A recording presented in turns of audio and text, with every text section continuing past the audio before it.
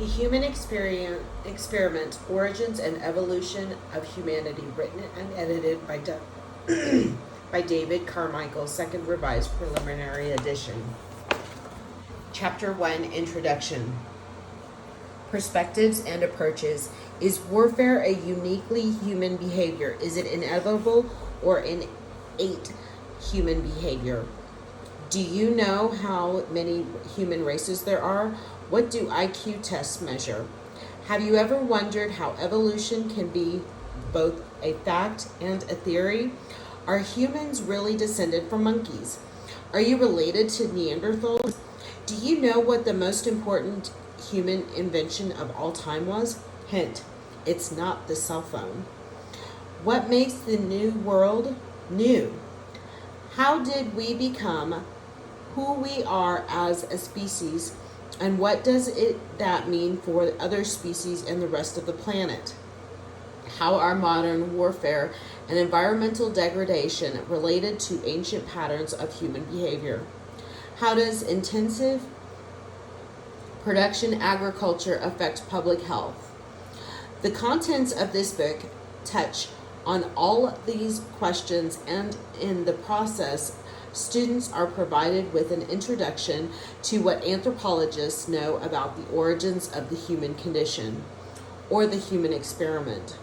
Brief answers to each of these and other questions are provided at the beginning of the relevant chapters, and the evidence or reasons for those answers may be found in greater detail in the remainder of each chapter. Humans are a remarkable species with a fascinating and sometimes surprising history. The story of our development spans some 5 or 6 million years of prehistory and stretches across nearly every landmass on the planet. It begins in tropical African rainforests and grassland savannas before moving into neighboring continents. Humans adapted to life along seacoasts, in arid deserts, and in the shadows of massive continental glaciers. We adapted to the rigors of the Arctic and then the thin air of high altitude mountain ranges. The story of humanity is also a story of change, of biological evolution and cultural evolution, through which our species has adapted to changing local and regional environments. Cohen and Kurland, 2008, at each step along the way, our adaptation has involved biological and or cultural changes, the consequences which are still being felt today. We are a product of our prehistory, and by understanding the patterns of past change, it is possible to gain insight into our current circumstances and challenges. We live in what is arguably the most technologically advanced society to have ever existed on the earth. We also suffer from a remarkable high degree of scientific illiteracy.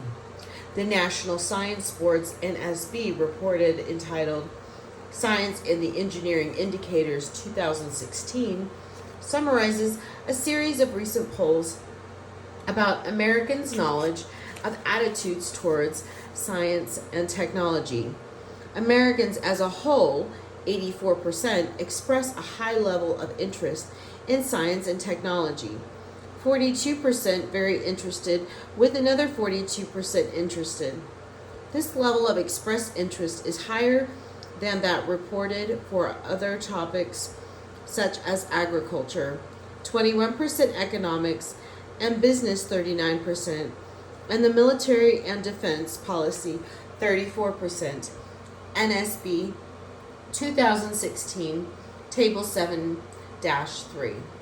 Nevertheless, many Americans remain poorly informed about science. Depending on which poll results are consulted, the data indicate that between 70 and 94% of Americans do not understand the scientific process, and many do not apply critical reasoning skills to the consideration of scientific topics. Fewer than half of American adults know the Earth moves around the sun and takes a year to do so. Sagan, 1996, 324. Only slightly more than half of Americans know that antibiotics do not kill the viruses. NSB 2016, Table 7-3. Fewer than half of Americans know that electrons are smaller than atoms, and only 22% know what molecules are. Fewer than half know that the earliest humans did not live at the same time as the dinosaurs. Only slightly more than half of the men in the United States know that it is the father's gene that determines what their baby is, a boy or a girl. Only 49% of Americans agree that humans evolved from earlier species of animals. NSB 2016, Table 7-3. A lower percentage than almost all the other developed countries in the world. It has been said that pseudoscience is embraced in proportion to the extent that real science is misunderstood or misrepresented. Pseudoscience involves claims presented such that they appear to be scientific, even though they lack the supporting evidence, do not follow the scientific method, and therefore lacked plausibility. Belief in various pseudoscientific claims is relatively widespread and growing. 25% of Americans and 55% of teenagers believe in astrology. 49% of Americans believe in extrasensory perception, ESP. 25% believe in ghosts. 46% believe in psychic or spiritual healing. And 45% believe the Earth has been visited by extraterrestrials beings in the past. About 47% of Americans believe God created humans in their present form in the past 10,000 years, and 2/3 of those surveyed favor teaching this view, creationism, in public school science classes. Nearly half of those surveyed believe in the lost continent of Atlantis. Belief in these and other pseudoscientific claims have increased in recent decades, Fetter 2006. Yet none of these beliefs are supported by evidence or scientific reasoning. As Carl Sagan has noted, we live in a society exquisitely dependent on science and technology, in which hardly anyone knows anything about science and technology. This is a clear prescription for disaster. 1993-52. We elect our politicians from amongst our midst.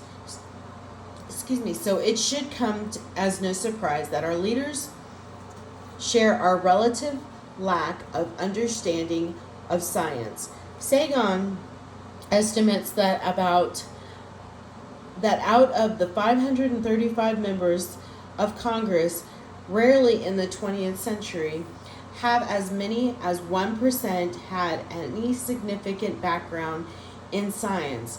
It has been revealed that Nancy and Ronald Reagan relied on an astrologer for help in making decisions on private and governmental matters while they occupied the White House. Thomas Jefferson may have been the last scientifically literate president, although cases could be made for Theodore Roosevelt and Jimmy Carter. Over the years, when I have polled students in my introductory anthropology classes, I usually find out about 1 out of every 100 students who can actually build an automobile engine. For the rest of us, taking our vehicle to the mechanic for repairs is an act of trust, but one with which we are often uncomfortable. Most of us would be highly skeptical if our mechanic said, "Your car had a big problem, but I fixed it. Trust me, that will be $1,000. We would want a better explanation as well as some proof of the work done, such as the worn parts. Shouldn't we be equally skeptical of our leaders' views and intentions regarding issues? Work done, such as the worn parts. Shouldn't we be skeptical views and intentions regarding of issues such as global warming, the risks of food additives, airport safety, radioactive waste disposal, the effectiveness of medical treatments, or the justification for starting a war? Why should we believe a United States senator who studied economics but not environmental science when he says global warming is a hoax? Or a talk radio show host who says there would be no rise in sea level even if the polar ice caps melted because it's like ice cubes melting in a glass of water? Why are so many people satisfied with the emotional appeal of such statements rather than demanding evidence and sound reasoning? How can citizens help decide government policy if we don't understand the science underlying the issues? Clearly, there are a number of factors that contribute to scientific illiteracy in America, leading to what Isaac Asimov has referred to as a cult ignorance. Although many people hire education as a way to achieve social mobility or a more comfortable way of life, there are also many Americans who embrace the anti-intellectual belief that being knowledgeable is elitist. Some Americans doubt the effort involved in earning a college education is worthwhile. Others may resent that college has become too expensive for many citizens. Many people have a desire for simple solutions to complex problems and are generally intolerant of the uncertainty or complexity that comes with the scientific method. Other factors include the generally poor coverage given to science topics in the news media, the glamorization of pseudoscience claims, political agendas, and government funding priorities, among others. Even our school systems are not without blame. In an effort to determine how students are formulating their pseudoscience beliefs, researchers at the University of Texas at Arlington surveyed a national sample of high school science teachers, Eve and Harold, 1986, and Eve Dunn in 1990. 43% of the teachers think the story of the Noah's Ark is true. 19% believe that dinosaurs and humans lived at the same time. Excuse me. 30% want to teach creation science. 26% feel that some races are more intelligent than others, wrong in two ways, as we will see in Chapter 5.